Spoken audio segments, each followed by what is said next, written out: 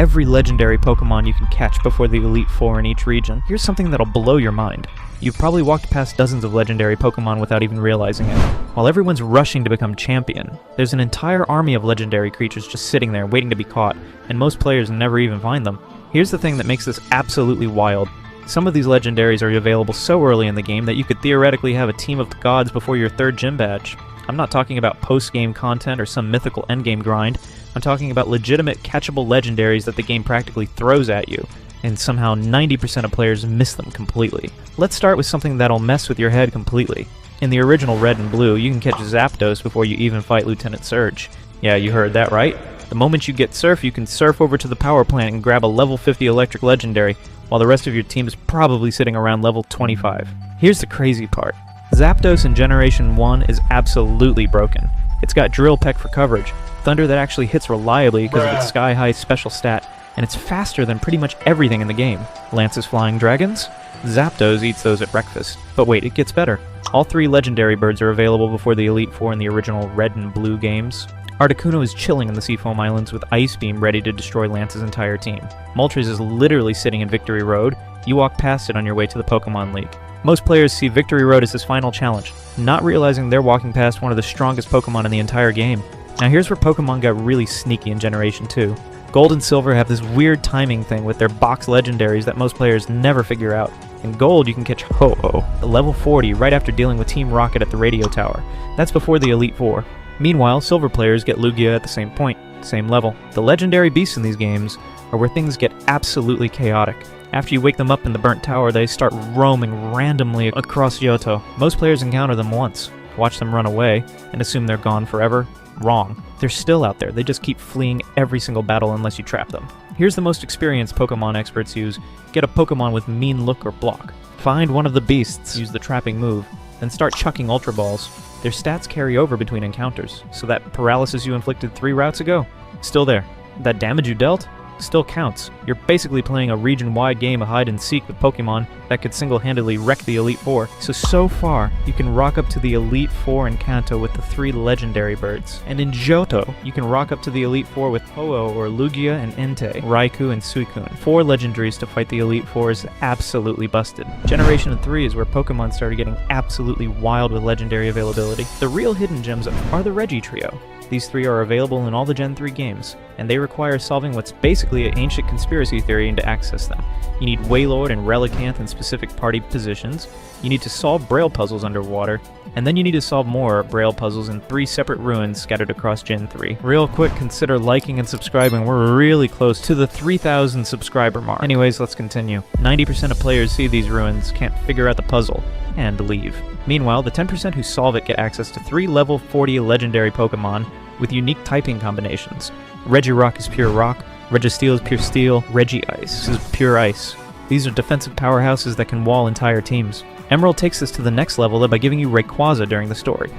Rayquaza descends from the skies with a heavenly light and spanks the shit out his 2 children. After Rayquaza's immense spiritual pressure, Rayquaza returns back to Sky Pillar to sleep once again, until a 10-year-old throws a Master Ball and the Great Serpent of the Sky is your bitch. In Pokemon Emerald, you're allowed to capture Rayquaza at level 70 prior to challenging the Elite Four. Unlike other legendaries, which are typically reserved for post-game encounters, the path to acquiring Rayquaza involves navigating the Sky Pillar, which requires the Mach Bike to traverse cracked floors. The most atrocious Pokemon puzzle to ever exist. You gotta effectively weaken and capture the level 70 Rayquaza, or just throw a Master Ball at the God of the Skies, and he's yours to keep forever. However, by making it available before the Elite Four at an already level 70, the power balance breaks completely. The team Pokemon you would have by the time you reach the end of the story should already be enough to fight the Elite Four, adding a level 70, essentially giving you the legendary with the most busted base stats to your already capable roster of a team, creates an overwhelming power creep against the Elite Four, whose Pokemon are significantly lower in level. This design decision effectively bypasses the traditional progression curve, where players are meant to gradually level up and strategize their team to overcome the end of the game. Instead, Rayquaza offers a direct and immediate advantage, undermining the intended difficulty of the Elite Four and sense of earned accomplishment for the game's concluding challenge. So for Gen 3 exclusively in Emerald,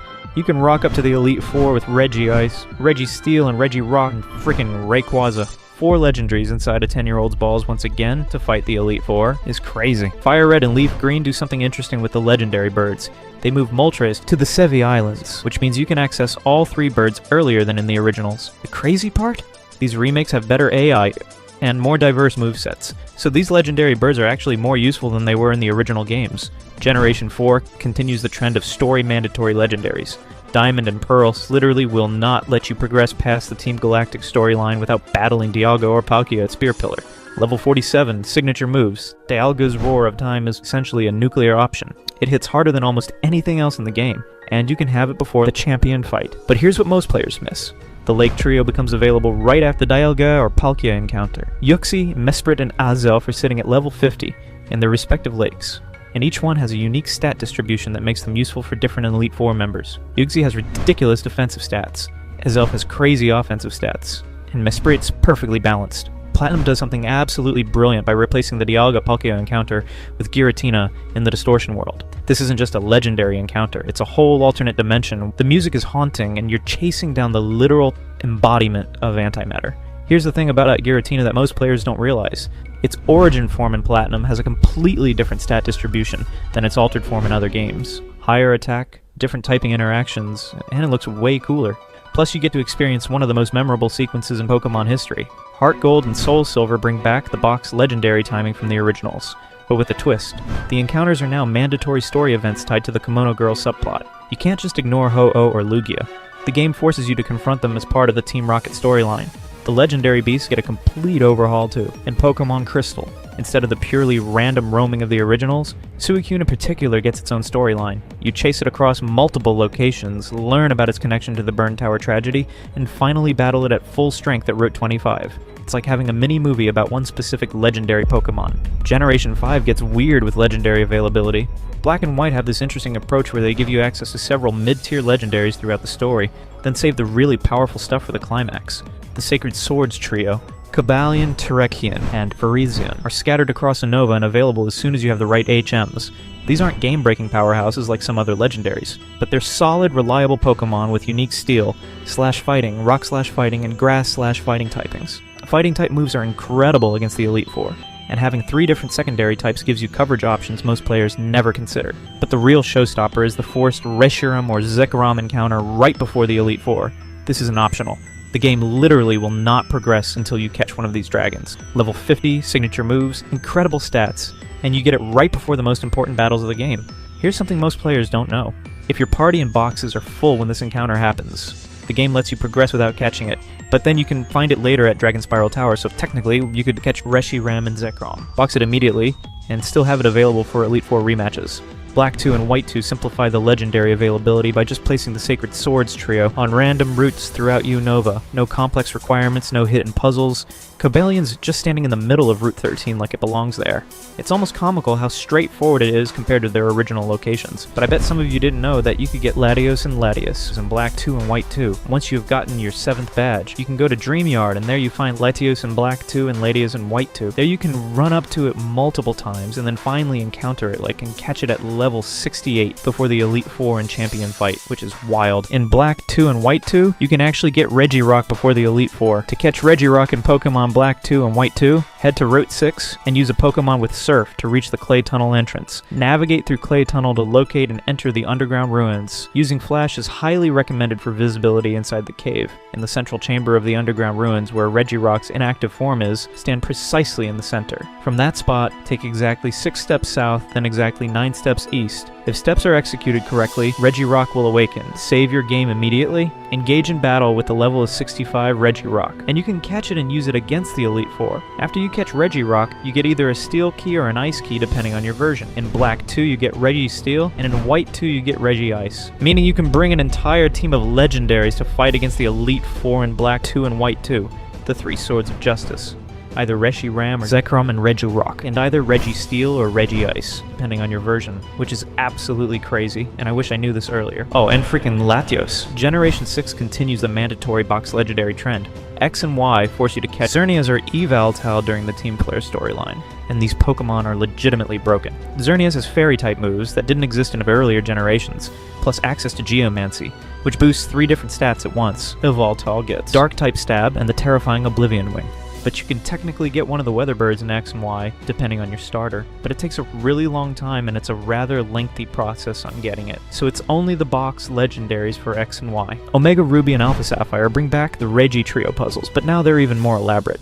The underwater chamber puzzle returns, but the individual Regi encounters have new mechanics, and the whole thing feels like participating in an archaeological dig. But ORAS also introduces something completely new: the DexNav legendary tracking system. This isn't about pre-Elite Four encounters specifically, but it changes how you interact with legendary Pokemon throughout the entire game. You can track their locations, see their stats before encountering them, and plan your strategies accordingly. In Auras, you also get one of the Eon duos who asks for your help. And what's crazy is that Latios and Latias can Mega Evolve right after you catch them. So technically you can bring the box legendary, the 3 Regis and one of the Eon duos depending on your version. The level 30 Lati joins your team as thanks, and it's holding a Mega Stone, and then Steven gives you the Mega Bracelet. From that point on, you can use Mega Latios or Latias on your team. These Pokemon, in their Mega forms, have base stat totals of 700. That is greater than base form Groudon and Kyogre. And you don't even have 6 badges! Generation 7, Sun, Moon, are surprisingly stingy with pre-Elite Four legendaries. Most of the Island Guardians are locked behind completing the Island Trials. Solgaleo and Lunala are story locked, and they are the only ones you can catch before the Pokemon League. Ultra Sun and Ultra Moon add Necrozma to the available pool, but it's weakened during the story encounter and doesn't become truly powerful until later. But in Pokemon Ultra Sun and Ultra Moon, you can technically get a very large number of legendary Pokemons before the Elite Four. You can catch Necrozma right before going to the League. Beyond this, you gain access to the Ultra Wormhole system. By flying into the colored wormholes in Ultra Space, you can encounter and catch a vast number of other legendary Pokemon from previous generations. While this process is time-consuming and relies on luck, the opportunity to catch these additional legendaries is unlocked before the Elite Four. You can technically a total of 23 unique additional legendary Pokemon from Ultra Wormholes, which is absolutely mind-blowing, and even I didn't know about this until I was researching for this video. Shoutouts to Michael for inspiring me with this video. But you can get a total of 23 unique legendaries which you can choose from, which you can bring to the champion battle. That is insane. Sword and Shield completely revolutionized the Elite Four concept by replacing it with the Champion Cup tournament system. Eternatus is one of the legendaries you get before the league, and it's completely story mandatory. You can't avoid it, you can't ignore it. The game stops progressing until you catch this massive poison dragon. It has the highest base stat total of any catchable Pokemon in the original Sword and Shield, 1125 total base stats. That's higher than Arceus.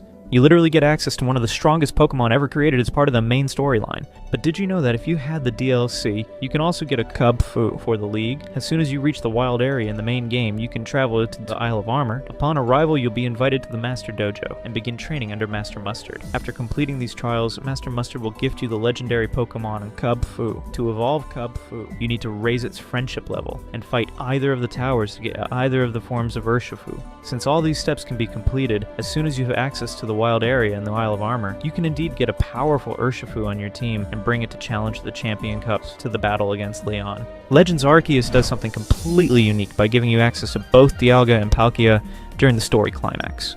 You pick which one you want to catch first, battle the other in its origin form, then can catch that one too. It's the first time in the series where you can get both box legendaries as part of the main story without trading. Scarlet and Violet represent the most generous legendary distribution in the series history. Not only do you get Koraidon or Miraidon as part of the story progression, but all 4 Treasures of Ruin are available before the Elite Four if you know where to look. The Treasures of Ruin require collecting colored stakes scattered across Paldea, which sounds complicated, but is actually pretty straightforward once you have the movement abilities from this Path of Legend storyline. Wo-Chien, Qinpao, Tinglu, and Chi-Yu are all level 60 encounters with unique Dark-type combinations and signature abilities, available as early as you want to grind for them. Wo-Chien's ability lowers all opponents' special attack, Qinpao lowers their defense, Tinglu lowers their attack, and Chi-Yu lowers their special defense. You could theoretically have a team of stat-lowering legendaries before your first Elite Four attempt. And if you have the DLC for Scarlet and Violet, then you can actually get Ogerpon and the Loyal 3 before the League. The beautiful thing about early legendary access is that it completely changes the power curve of Pokemon games. Instead of the steady progression from weak starter to strong team, you get these massive power spikes that make subsequent challenges feel completely different. But here's the deeper game design insight. Pokemon games are balanced around players not knowing about these early legendaries and playing games blind and exploring. The Elite Four's rosters, their move movesets, their strategies.